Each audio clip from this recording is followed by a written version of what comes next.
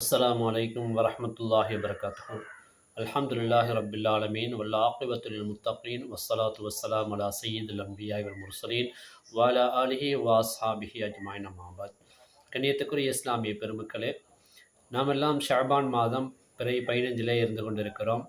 உங்களுக்கு தெரியும், இந்த 15வது இரவு பராத்துடைய இரவு. இந்த நாளிலே 3 யாசீன்கள் ஓதப்பட்டு அதே நேரத்தில் சதகாக்கள் செய்யப்படும். அதுபோன்று இன்னும் எத்தனையோ விஷயங்கள் வெவ்வேறு மாதங்களிலே நல்ல அமல்கள் செய்யப்படக்கூடிய, அதிகமாக அமல்கள் செய்யப்படக்கூடிய மாதங்களாக இருக்கிறது.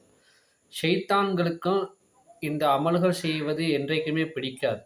ஏன்னா ஷைத்தான் என்பவன் நரகத்துக்கு மக்களை சேர்ப்பதற்கு வழி பார்த்து கொண்டிருப்பவன், வழி சேர்த்து கொண்டிருப்பவன், மக்களை சேர்த்து கொண்டு இருக்கக்கூடியவன். எனவே இந்த நல்லமல்கள் செய்கின்ற பொழுது இந்த அமல்கள் நபிகள் நாயகம் ஸல்லல்லாஹு அலைஹி வஸல்லம் அவர்களால் காட்டித்தரப்படவில்லை என்று சொல்வார்கள். அப்படி காட்டித்தரப்பட்டது என்று சொல்லி ஏதாவது ஹதீஸை காட்டினால் இது ஹதீஸ் லைஃப் ஆனதுன்னு சொல்லி பித்அத்னு சொல்லி விடுவார்கள். பொதுமக்களில் நிறைய பேருக்கு லைஃப் அண்டா என்னது, பித்அத்னா என்னன்னு தெரியாது. ஆனால் இவங்க லைஃப் என்ற வார்த்தையை ஹராம் என்ற வார்த்தையுமாய் காட்டிடுவாங்க. பித்அத் என்ற வார்த்தையை ஒரு பெரிய ஒரு பாவம், மிகப்பெரிய ஒரு பாவமான ஒரு காரியம் என்றமாய் காட்டிடுவாங்க. இப்போ என்ன சொல்லுவாங்கன்னா, நபிகள் நாயகம் ஸல்லல்லாஹு அலைஹி வஸல்லம் அவர்கள் சொல்லக்கூடிய ஒரு ஹதீஸை நம்ம எடுத்து பார்த்து அதிலிருந்து இது அவங்க குறிப்பிட்ட ஒரு அமலை குறிப்பிட்டு சொல்லாமல் பொதுவாக சொன்ன ஒரு நல்ல ஒரு உதாரணமாக, மன் சன்ன சுன்னத்தன் ஹசனத்தன் பலஹு அஜுருஹா வ அஜுரு மன் அமிலபிஹா. என்ன சொல்லுவாங்க நபிகள் நாயகம் ஸல்லல்லாஹு அலைஹி வஸல்லம் அவர்கள், யார் ஒரு நல்ல காரியத்தை உருவாக்குகிறாரோ, அவர் உண்டாக்குகிறாரோ, அது சுன்னத்தண்டே வருதாங்க. அவர் அதை செய்தவர்களுக்கு, அதை உருவாக்கியவருக்கு அந்த கூலி கிடைக்கும், அதை கொண்டு அமல் செய்கிறவருக்கும் அந்த கூலி கிடைக்கும்.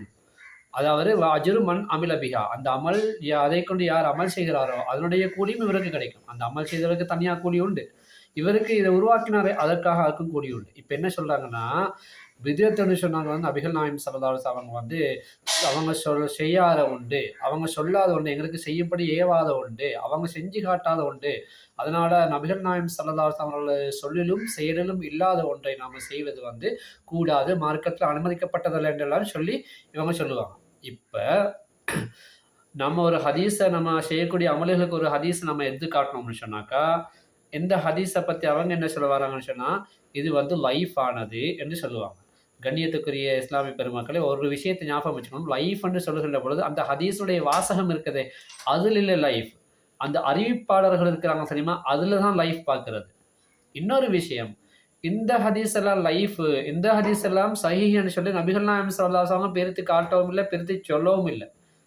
அதே போல அல்லாஹ்வும் அப்படி சொல்லலை. நபிகள் நாயகம் ஸல்லல்லாஹு அலைஹி வஸல்லம் ஹதீஸ்ல இதெல்லாம் லைஃப், அதெல்லாம் சஹீஹ் என்று அல்லாஹ் சொல்லவும் இல்லை, ரசூலுல்லாஹி ஸல்லல்லாஹு அலைஹி வஸல்லம் சொல்லவும் இல்லை, சஹாபாக்கள் சொல்லவும் இல்லை. எப்போ சொன்னாங்க? பின்னால் வந்த இமாம்கள் அந்த ஹதீஸ்களை அவங்க தரம் பிரித்தாங்க. இது ஹதீஸ், இது லைஃப்னு சும்மா சாதாரணமாக அவங்க இஷ்டத்துக்கெல்லாம் தரம் பிரிக்கலை. இப்போ வந்த இந்த அல்பானிகள் மாதிரி எல்லாம் அவங்க இஷ்டத்துக்கெல்லாம் கண்டபடியெல்லாம் தரம் பிரிக்கலை. யார் பிரித்தது?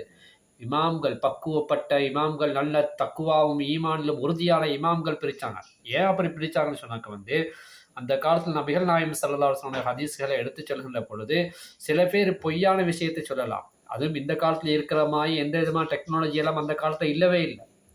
அவ்வளோ கஷ்டப்பட்ட காலம், மிக நீண்ட தூரம் நடந்து சென்று கொண்டு ஹதீஸ்களை தேடி எடுத்து இவர் ஹதீஸ் சொல்றதுக்கு தகுதியான ஆளான்லாம் பார்ப்பாங்க. சாதாரணமாக பார்க்க மாட்டாங்க. ஒரு ஹதீஸை சொல்றதா இருந்தால் முதல்ல அந்த ஹதீஸ் அறிவிக்கக்கூடிய அந்த ஆள் இவங்க இமாம்கள் இந்த ஹதீஸை யார்கிட்ட எடுக்கிறாங்களோ அவர் அந்த ஹதீஸை சொல்ற அளவுக்கு தகுதி உள்ளவரா, அதாவது ஃபர்லான கடமைகளை சரியான முறையில் நிறைவேற்றக்கூடியவரா, அதே போல சுன்னத்தான அமல்களையும் தன்னுடைய வாழ்க்கையில் எடுத்து நடக்கக்கூடியவரா, யாரையும் ஏமாற்றாத ஒரு மனிதராக இருக்கிறாரா, பொய் சொல்லாதவராக இருக்கிறாரா, இதெல்லாம் ரொம்ப கவனமாக அவரை பற்றி துருவி ஆய்ந்ததுக்கு பின்னால்தான் இவர் ஹதீஸான அந்த ஒரு ஹதீஸ் அறிவிக்கக்கூடிய தகுதியானவரா, இந்த அமல்கள் எல்லாம் இவர்கிட்ட இருக்குதா, இந்த கெட்ட குணங்கள் எல்லாம் இவர்கிட்ட இல்லையான்னு எல்லாம் பார்த்ததுக்கு பின்னால்தான் இவர் ஹதீஸ் அறிவிக்க தகுதியானவர் என்றதுல அவர் எடுக்கிறாங்க. பிறகு அதே ஹதீஸ் யார் யார் மூலமாக வருதோ அது எல்லாத்துலேயுமே அவங்க அந்த பேணுதலையும் தக்குவாவும் ஈமானை பார்த்ததுக்கு பின்னால்தான் அந்த ஹதீஸை தக்குவா அந்த ஹதீஸை சஹீஹ் என்ற அந்தஸ்துக்கு கொண்டு வரதுக்கு மற்ற நிபந்தனைகளையும் போடுவாங்க. இப்படித்தான் இமாம்கள் கஷ்டப்பட்டுருத்தாங்க. இப்படி எல்லாம் எடுத்த ஹதீஸை இப்போ கொண்டு இவங்க 1984 பின்னால் உருவாக்கப்பட்ட ஒரு இயக்கத்தின் பேரில் உருவாக்கப்பட்ட ஒரு ஆளுடைய பேச்சை நம்பிக்கிட்டு அது எல்லாம் இவங்க இஷ்டத்துக்கு லைஃப் என்று சொல்லுவாங்க. ஏன்னா மக்களை அமல் செய்ய விடாமல் பண்ணணும் என்று சொல்லுவாங்க. அப்படி அதுக்காக என்ன செய்வாங்கன்னா, நபிகள் நாயகம் ஸல்லல்லாஹு அலைஹி வஸல்லம் காலத்தில் அவங்களால செய்யப்படாத ஒன்று, அவங்களால காட்டித்தரப்படாத ஒன்று, அவங்க செய்யும்படி ஏவாத ஒன்றை நீங்கள் செய்றீங்க. 3 யாசின் ஓத சொன்னாங்களா, பராத் ரொட்டி கொடுக்க சொன்னாங்களா என்னெல்லாம் கேட்குறாங்க. இப்போ நபிகள் நாயம் ஸல்லல்லாஹு அலைஹி வஸல்லம் அவங்க காட்டித்தராத ஒன்று பித்அத்து, அதை செய்யக்கூடாது, அது வழிகேடி நரகத்தில் கொண்டு போய் சேர்க்கணும்னா இந்த ஹதீஸ் எல்லாம் லைஃப், இந்த ஹதீஸ் எல்லாம் சஹீஹ்னு யார் சொல்லி தந்தா? நபிகள் நாயம் ஸல்லல்லாஹு அலைஹி வஸல்லம் சொன்னாங்க, சஹாபாக்களா சொன்னாங்க, அல்லாஹ் சொன்னானா? பின்னால எப்போவோ வந்த இமாம்கள், ஒரு நூற்றாண்டுக்கு பிறகு சரி வந்திருப்பாங்க, அல்லது அந்த தாபியூன்கள் காலத்துல வந்திருப்பாங்க. அவங்க தரம் பிரித்து தந்த ஹதீஸை நீங்க சஹீஹ் லைஃப் என்று சொல்றீங்களே, இது பிதத்தா இல்லையா? ரசூலுல்லாஹி ஸல்லல்லாஹு அலைஹி வஸல்லம் காட்டி தரது உண்டு அல்லவா? இது சஹீஹ், இது லைஃப் என்று காட்டி தரலையே அவங்க. அவங்க ஹதீஸை சொன்னது மட்டும் தானே. பிறகு எப்படிங்க அதுலேருந்து ஹதீஸ் இது லைஃப் என்று சொல்றீங்க? அப்ப இது பிதத்தா இல்லையா? எப்படி மக்களை எல்லாம் குழப்புறாங்க பாத்தீங்களா இவங்க? ஆனா இவங்களே நம்பக்கூடிய ஒரு கூட்டம் இருக்குது. இப்படிப்பட்டவங்களை நம்பக்கூடிய ஒரு மடத்தனமான ஒரு கூட்டத்தில் இருந்து கொண்டு தான் இருக்கிறாங்க. சில பேர் அவங்களுடைய வெளி தோற்றத்தை பார்த்து ஏமாறுறாங்க. நல்ல பெரிய ஜிப்பா போட்டிருக்காங்க, தாடி எல்லாம் பெருசாக வச்சிருக்காங்க, பெரிய ஈமான்தாரியா இருப்பாரோ, பெரிய தக்குவாதாரியா இருப்பாரோ, பெரிய ஒரு உலமாக்களா இருப்பாரோ அப்படின்னு பொதுமக்கள் பாவம் அவங்களே நம்பிட்டாங்க. கண்ணியத்துக்குரியவர்களே, நபிகள் நாயம் ஸல்லல்லாஹு அலைஹி வஸல்லம் அவங்கள மக்களை வச்சு கொலை செய்யணும்னு சொல்லி காஃபிர்கள் திட்டம் தீட்டின நேரத்தில் எத்தனையோ விதமான திட்டம் தீட்டிப்பாரு, சரி வரல. கடைசியில் யார் வந்தா? ஷைத்தான் வந்தான். அவனுடைய சுயரூபத்தில் வரல. எப்படி வந்தா? அவர் பெரிய தக்குவாதாரி மாதிரி, நல்ல தலப்பால கட்டின மாதிரி, காலத்தில் மாலை போட்டு அப்படியே தக்குவாதாரி மாதிரி வந்தாங்க. வெளித்தோட்டத்தை பார்த்து அவங்க ஏமாந்துட்டாங்க. ஷைத்தான் சொன்ன மாதிரி செய்ய பார்த்தாங்க, ஆனால் தோல்வி அடைஞ்சிட்டாங்க. எனவே கண்ணியத்துக்குரியவர்களே, நபிகள் நாயம் ஸல்லல்லாஹு அலைஹி வஸல்லம் அவர்கள் சொல்லாத ஒன்றும், அவங்களுக்கு ஏவாத ஒன்றும், அவங்க செய்து காட்டாத ஒன்றும் பித்அத்து, அது வழிகேடு, அது நரகத்தில் கொண்டு போய் சேர்க்கும் என்று சொல்லியிருந்தா, இந்த ஹதீஸை லைஃபு சஹீஹ்னு தரம் பிரித்தது யாரு? இமாம்கள். அப்போ உங்களோட பார்வையில் இது என்னது? வழிகேடு தானே. பித்அத் அந்த வழிகேடு எல்லாம் நரகத்தில் கொண்டு போய் சேர்க்கும் தானே. பிறகு ஏன் நீங்கள் அந்த ஹதீஸ்லேருந்து எடுக்கிறீங்க? பிறகு ஏன் லைஃப்ன்னு எடுத்திருக்கீங்க? அதே நேரத்தில் குர்ஆனுடைய தஃப்சீர்கள் இருக்குது, தர்ஜுமாக்கள் எல்லாம் இருக்குது. இந்த குர்ஆன் அல்லாஹுடைய வாசகங்கள், தஃப்சீர் யாருடைய வாசகங்கள்? இமாம்களுடைய வாசகங்கள் இல்லையா? அப்போ உங்களுடைய பார்வையில் இது பித்அத்தா இல்லையா? எப்படியெல்லாம் மக்களை நீங்கள் ஏமாற்றி கொண்டு போறீங்க? மக்களை சிந்தியுங்கள், அவசரப்பட்டு ஏமாந்துடாங்க. இதெல்லாம் நம்முடைய முன்னோர்கள் இவர்களை பற்றி காட்டி தந்திருக்கிறார்கள். இப்போ முன்னோர்கள் விஷயத்தை ஒன்று சொல்லுவாங்க, நாங்கள் அமல் செய்கிறது வந்து எங்களுடைய முன்னோர்கள் இப்படி இமாம்கள், அதாவது முன்னோர்கள்னால் இமாம்கள் சாதாரண முன்னோர்கள் அல்ல, நம்மள மாதிரி சாதாரண மனிதர்கள் அல்ல, மிகப்பெரிய அறிவும் தக்குவாவும் ஈமானும் உள்ள பெரிய அந்த காலத்து மக்கள் அந்த ஹதீஸ்களை ஆய்வு செஞ்சு இன்னின்ன மாதிரி அமல்களை எங்களுக்கு வச்சு தந்தாங்க. நீங்கள் இப்போ அல்லாஹ் நெருங்கிறதுக்கு இதெல்லாம் செய்யுங்கன்னு சொல்லி. இப்போ நம்முடைய முன்னோர்களை பின்பற்றி நம்ம இதை செய்கிறோம்னு சொன்னால் இவங்க ஒரு குர்ஆனத்தை காட்டுவாங்க. என்ன குர்ஆனத்தைன்னு சொன்னால், அதாவது காபிர்களுக்கு இஸ்லாத்தின் பக்கம் அழைப்பு விடுக்கப்பட்டபோது அந்த காபிர்கள் தன்னுடைய சிலைகளை காட்ட சொன்னாங்க. இந்த சிலைகளை நாங்கள் வணங்குறோம் என்று சொன்னால் எங்களுடைய முன்னோர்கள் இதைத்தான் வணங்கினாங்க, இந்த சிலைகள் அல்லாஹ்வின் பக்கம் நெருக்கி வைக்கும் என்று நாங்கள் நம்புகிறோம் என்று சொல்லி அவங்க என்ன செஞ்சாங்க? காஃபிர்கள் சொன்னாங்க. அந்த காஃபிர்களுக்கு இறக்கப்பட்ட அந்த வசனத்தை முஸ்லீம்களாகிய எங்களுக்கு இறக்குறாங்க. அப்போ எங்களை முஸ்லீம்களை என்ன செய்யறாங்க? காஃபிர்கள் ஆக்கி காட்டுறாங்க. புரியுதா? இப்போ நபிகள் நாயம் ஸல்லல்லாஹு அலைஹி வஸல்லம் சொன்னாங்க, என்னுடைய உம்மத்துமார்கள் 73 குரூப்புகளாக ஜமாத்துகளாக பிரிவாங்க, அதில் 72 ஜமாத்தை நரகத்துக்கு போயிடுறாங்க. ஒரே ஒரு ஜமாத்து தான் சொர்க்கம் போகணும்னு சொன்னாங்க. என்ன ஜமாத்துன்னு சஹாபாக்கள் கிட்ட போகிறது? நானும் என்னுடைய சஹாபாக்களும் இந்த வழிமுறையில் இருந்தோமோ அதை பின்பற்றி நடப்பவர்கள்னு சொன்னார்கள். நபிகள் நாயம் ஸல்லல்லாஹு அலைஹி வஸல்லம் எப்படி வாழ சொன்னார்களோ அது அப்படியே சஹாபாக்கள் வாழ்ந்து காட்டினார்கள். அது அப்படியே தொடர்ந்து வாழ்ந்து சரியாக பின்பற்றி வாழ்ந்தவர்கள் தாபியூன்கள், அவர்களை சரியாக பின்பற்றினவர்கள் தபூ தாபியூன்கள், அதற்கு பின்னால் வந்தவர்கள் இமாம்கள். அப்படியா சாலியான மனிதர்கள் வந்து அது அப்படியே தொடர்ந்து இப்போ நாங்கள் வந்து கொண்டிருக்கோம் அந்த சுன்னத் ஜமாத்தில். இடையில வந்தவங்க தான் இந்த ஜமாத்தினர்கள் எல்லாம். இடையிலேருந்து புதிய குளறுபடிகள் எல்லாம் உருவாக்கி கொண்டு வந்தவர்கள் தான் இவர்கள். ஆனால் இந்த ஃபித்னாவுடைய ஆரம்பம், இந்த குழப்பத்தினுடைய ஆரம்பம் எங்கே ஆரம்பித்து விட்டது? ரசூல் ஸல்லல்லாஹு அலைஹி வஸல்லம் காலத்தில் ஜுல்ஹுவைஸரா கிட்ட இருந்தே ஆரம்பிச்சிட்டது. உங்களுக்கு தெரியுமா? கனிமத்து பொருள்கள்னா யுத்தத்தில் எதிரிகள் விட்டு சென்ற பொருட்கள். அந்த பொருட்களை நபிகள் நாயம் ஸல்லல்லாஹு அலைஹி வஸல்லம் மக்கள் மத்தியிலே பங்கிட்டு வைக்கும் பொழுது, ஏ முகம்மதே நீதமாக பங்கிடுங்கள் வந்து பேர் சொல்லி கூப்பிட்டான். அல்லாவே ரசூல் ஸல்லல்லாஹு அலைஹி வஸல்லம் பேர் சொல்லி கூப்பிடுறது. யா நபி, யா ரசூல் என்றுதான் அல்லாஹ், யா யுஹன் நபி, யா யுஹர் ரசூல் என்று அல்லாஹ் தஆலா குர்ஆனிலே கூப்பிடுறான். தாஹா, ஹாமீம், யாசீன் என்றெல்லாம் அல்லாஹ் தஆலா கூப்பிடுறான் குர்ஆன்ல. இவன் என்ன சொல்றான்? நடுவழியில் சஹாபாக்கள் இருந்த இடத்துல வச்சு, ஏ முகம்மதே நீதமாக பங்கிடுங்க. அப்போ ரசூல் ஸல்லல்லாஹு அலைஹி வஸல்லம் கோவப்படாமே சொன்னாங்க, நான் இந்த உலகத்தில் நீதமாக பங்கிட விட்டால் வேறு யார் பங்கிடுவாங்க? அப்போ சஹாபாக்கள் அந்த இடத்துல கோவப்பட்டாங்க, இவனை கொள்றதுக்கு, இவன் அடிக்கிறதுக்கு. அப்போ ரசூல் ஸல்லல்லாஹு அலைஹி வஸல்லம் சொன்னாங்க, இவனால தான் ஃபித்னா எல்லாம் உண்டாகி வரும்னு அப்போவே சொல்லிட்டாங்க. அதுக்கு பின்னால் நஜிதில் ஒரு சைத்தானுடைய கொம்பு உருவாகும்னு சொன்னாங்க. அவன் தான் முகமது இப்னு அப்துல் வஹாப். அவன் வந்து தான் என்ன செய்யணும்? இப்னு தைமியா என்று சொல்லக்கூடியவன் உருவாக்கிய எல்லா வழிகேட்டு கொள்கையும் பரப்பியும் அதிலிருந்து பரப்பி எடுத்து வந்தவங்க தான் இன்றைக்கி பித்தியத்து எதுக்கெடுத்தான் பித்தியத்துன்னு சொல்லிக்கொண்டு மக்களை வழிகெடுத்து கொண்டிருக்கிறார்கள். எனவே கண்ணியத்துக்குரிய பெருமக்களே, நம்முடைய முன்னோர்கள் ஒரு சாலிகான ஒரு அமல்களை செய்து காட்டினார்கள் சொன்னால், அதை நமக்கு செய்யும்படி ஏவினார்கள் சொன்னால், அவர்கள் குர்ஆன் ஹதீஸ்லேருந்து ஆய்வு செய்து எடுத்துதான் அவைகள். இப்போ வந்தவங்க இந்த நுனிப்புல் மேய்ந்த மாடுகள் மாதிரி என்னது ஹதீஸே குர்ஆனை மேலோட்டமாக பார்த்துட்டா பித்அத்து கூடாது ஹராம் அப்படின்னு சொல்லலை. பித்அத்துன்றாவே 2 வகையான பித்அத்து, பித்அத்து ஹசனா, பித்அத்து செய்யான்னு சொல்லி. இவங்க என்ன அந்த குல்லுன்ற வார்த்தையை வச்சுக்கிட்டு எல்லாமே பித்அத்து தான்னு சொல்லுவாங்க. சரி, பித்அத்துன்ற வார்த்தைக்கு என்ன அர்த்தம்? பித்யத் என்ற வார்த்தையை பொல்லாத ஒரு வார்த்தையா, ஒரு ஹராமான ஒரு வார்த்தையா? இல்லையே. பித்யத்துன்னா என்னது?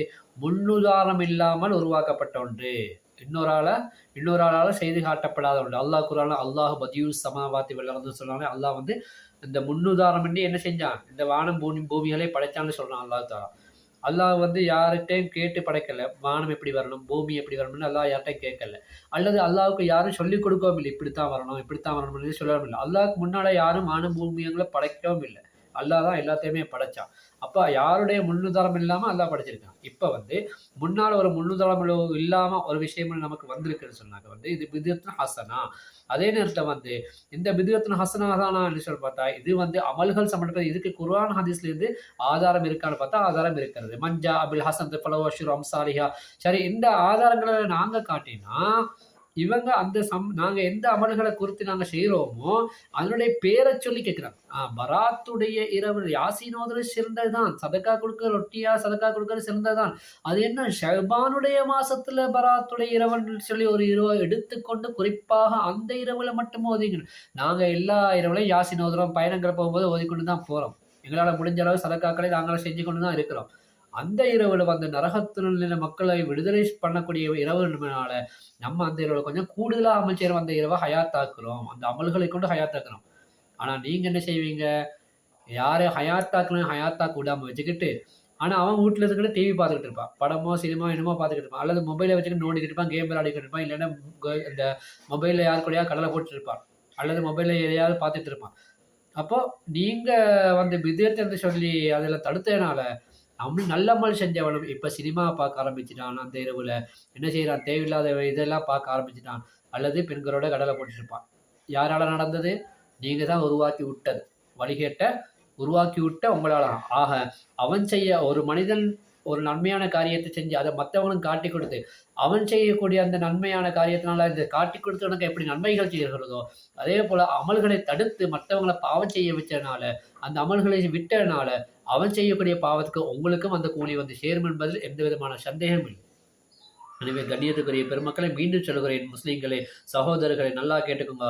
பித்அத் என்ற வார்த்தை நபிகள் நாயகம் ஸல்லல்லாஹு அலைஹி வஸல்லம் அவங்க செய்யாத ஒன்றையும் அவங்க சொல்லாத, எங்களுக்கு செய்யும்படி ஏவாத ஒன்றும் அவங்க கூடாது என்று இருந்தால் பின்னால எத்தனையோ விஷயங்கள் அவங்க சொல்லாத செய்யாத விஷயங்கள் சஹாபாக்களும் செஞ்சாங்க. அதில் ஒன்றுதான் ஹிஜ்ரி வருஷம். ஹிஜ்ரி வருஷம் உமர் ரலியல்லாஹு அன்ஹு அவர்கள் உருவாக்கினாங்க. முஸ்லீம்களுக்கு ஒரு கேலண்டர் ஒன்று உருவாக்கணும்னு சொல்லியது. அப்போது நபிகள் நாயகம் ஸல்லல்லாஹு அலைஹி வஸல்லம் சொல்லலை, முஸ்லீம்களுக்கு ஒன்று ஹிஜ்ரி கேலண்டர் ஒன்று உருவாக்கணும்னு அவங்க சொல்லலை, இவங்களா தான் உருவாக்கினாங்க. இப்போ இவங்க சொல்லக்கூடிய வகையில் பார்த்தா அப்போ உமர் அவங்களுடைய நிலைமை என்ன? சஹாபாக்கள் நரகத்துக்கு போவாங்களா? சஹாபாக்கள் எல்லோருமே சுவர்க்கவாதிகள். அதுலேயும் விசேஷமாக 10 சஹாபாக்களை சுவர்க்கவாதிகள் என்று நபிகள் நாயகம் ஸல்லல்லாஹு அலைஹி வஸல்லம் சொன்னதில் 2வது இடத்துல உமர் ரலியல்லாஹு அவர்கள். அது மட்டும் இல்லாமல் உமர் ரலியல்லாஹு அவர்கள் ஒரு வழியாக வந்தால் ஷைத்தான் மறுவழியாக ஓடிடுவார்னு சிறப்பாக்கப்பட்டவங்க. எனக்கு பின்னால் எந்த நபியும் இல்லை, அப்படி நபி ஒன்று வருவதாக இருந்தால் அந்த தகுதி உமர் ரலியல்லாஹு அவர்களுக்கு இருக்கிறது நபிகள் நாயகம் ஸல்லல்லாஹு அலைஹி வஸல்லம் சொல்லியிருக்கிறாங்க. அப்படிப்பட்ட உமர் ரலியல்லாஹு அவங்களை பற்றி நீங்கள் என்ன சொல்ல போறீங்க? இப்போ உங்களோட பித்அத்தில் ஹதீஸை வச்சு மக்களை ஏமாற்றி கொண்டிருக்காரு. ஏன்னா மக்கள் உங்களுடைய வெளித்தோட்டத்தை பெருசாக தாடியில் வச்சுக்கொண்டு தலையில் தொப்பியும் இல்லாமல் ஒரு முஸ்லீமுடைய வெளிப்படையான அடையாளம் ஒரு ஆள் தூரத்தை வராரு, அவர் முஸ்லீமா இல்லைன்னு நமக்கு தெரியாது, யார் அவரனே தெரியும், அவர் தொப்பி போட்டு வராரு. பார்த்தோன்னே என்ன சொல்லுவோம்? அவர் ஒரு முஸ்லீமான ஒரு ஆள் வரார், சலாம் சொல்ல ஆரம்பிப்போம். நம்மால் ஒரு ஆள் வரார், சலாம் சொல்ல ஆரம்பிப்போம். ஒரு காஃபிரே தொப்பி போட்டு வந்தாலும் நீங்கள் கேட்பீங்க, அப்போ காஃபிரோட தொப்பி போட்டு வந்தா? ஆனால் காஃபிரோட தொப்பி போட்டு வந்தால் நமக்கு அவர் தூரத்தில் எப்படி காட்டுது?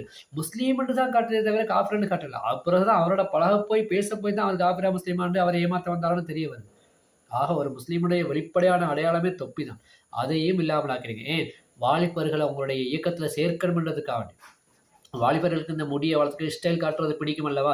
அதனால அந்த வாலிபர்கள் எப்படியாச்சும் நம்ம வழி கெடுக்கணுன்றதுக்காண்டி, இந்த தொப்பி தேவையில்ல பித்அத்துன்னு ஆக்கிட்டாங்க. இப்ப வாலிபர் கண்டமாய் என்ன செய்றாங்க, முடி வச்சு இங்கேல்லாம் வந்து ஒரு மாதிரியா ரசூல் ஸல்லல்லாஹு அவங்க தடுத்த விதத்துல முடி வலிக்கிறாங்க. இந்த பக்கமா கொஞ்சம் வலிச்சு, இந்த பக்கமா கொஞ்சம் வலிச்சு, அப்புறம் நேரா வச்சு, அப்புறம் நடுவுல கொஞ்சம் வலிச்சு இப்படி வைக்கிறாங்க. இப்ப இது வாலிபர்களுக்கு ரொம்ப பிடிக்கும் தானே! அதனால வாலிபர்கள் தொப்பி அவசியம் இல்லன்னு சொன்ன இவங்க என்ன செஞ்சாங்க, இத மறுக்கல்ல. அந்த ஒவ்வொருமாய் யூதர்களுமாய் கட்டுவற்றதெல்லாம் மறுக்கல்ல. வாலிபர்கள் தன் பக்கம் ஈர்த்தெடுத்தாங்க. வாலிபர்களும் இவங்கள நம்பி அந்த பக்கமா போயிட்டாங்க. நல்லா சிந்தித்து பாருங்கள் வாலிபர்களே, முஸ்லிம் சமூகத்தினர்களே, நீங்கள் இதுவரைக்கும் செய்த அமல்களை, இதுவரைக்கும் ஓதி வந்த இந்த பராத்துடைய அமலா இருந்தாலும் சரி, அல்லது ரமதான்ல 20 ரக்காத் தராவி தொழுதா இருந்தாலும் சரி, அல்லது ஆஷூரா நோன்புகளா இருந்தாலும் சரி, இது போன்ற எந்த ஒரு அமலாக இருந்தாலும் சரி, உங்கள இத தடுக்க வந்தவங்க இருக்காங்களே, தயவு செய்து ஒரு பக்கத்த மட்டும் கேட்டு முடிவெடுக்காம, நாங்க சொல்றதையும் கேளுங்க. அவங்க சொல்றதையும் நீங்க என்ன சொல்றாங்கன்னு கேட்டு, நீங்க நடுவுல நின்னு முடிவெடுங்க. அல்லாஹ் யாருக்கு நேர்வழியை நாடுகிறானோ அவர்களுக்கு கிடைக்கும். எல்லாம் வல்ல அல்லாஹ் சுப்ஹானஹு வ தஆலா நம் அத்தனை பேருக்கும் உண்மையான ஹக்கான நேர்வழியை காட்டுவானாக. கடைசி வரைக்கும் தக்வாவோடும், ஈமானோடும் வாழக்கூடிய பாக்கியத்தை எங்களுக்கும் உங்களுக்கும் தருவானாக. உண்மையான அஹ்லு சுன்னத் வல் ஜமாத்திலே கடைசி மூச்சு வரைக்கும் இருந்து மரணிக்கின்ற பாக்கியத்தை நம் அத்தனை பேருக்கும் தருவானாக. அஸ்ஸலாமு அலைக்கும் வரஹ்மத்துல்லாஹி வபரகாத்துஹு.